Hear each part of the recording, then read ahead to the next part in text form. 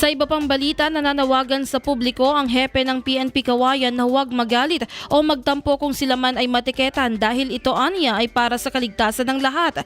Ayon kay Police Colonel Avelino Canceran, 24/7 ang deployment ng mga pulis sa iba't ibang strategic areas sa lungsod kung saan halos lahat ng pangunahing kanto ay may nakabantay na personnels bilang bahagi ng pinaigting na kampanya laban sa paglabag sa batas trapiko. Mahigpit na binabantayan ng pulisya ang mga paglabag tulad ng pagmamaneho ng walang lisensya, hindi pagsusuot ng helmet at iba pang traffic violations.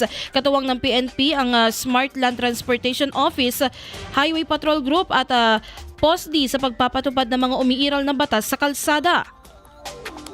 Hanggang gabi ay nagpapatuloy ang kanilang operasyon na naglalayong mapababa ang bilang ng vehicular accidents hindi lamang sa Kawayan City. Dagdag pa ng hepe, wala na umanong maituturing na accident-prone area sa lungsod.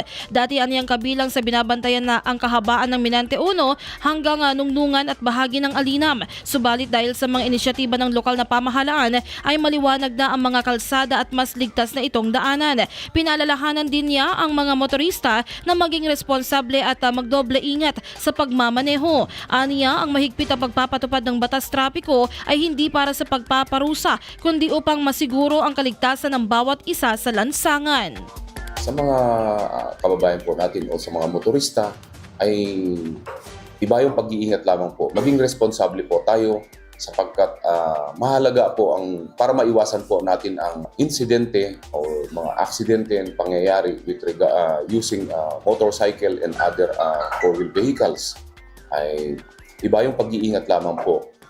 Maging responsable po tayo sapagkat mahalaga po ang buhay natin.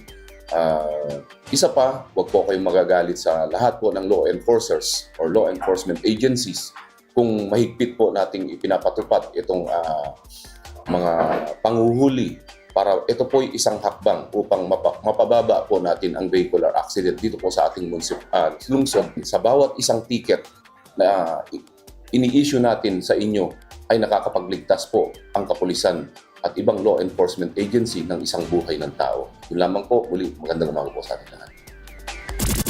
IFM News.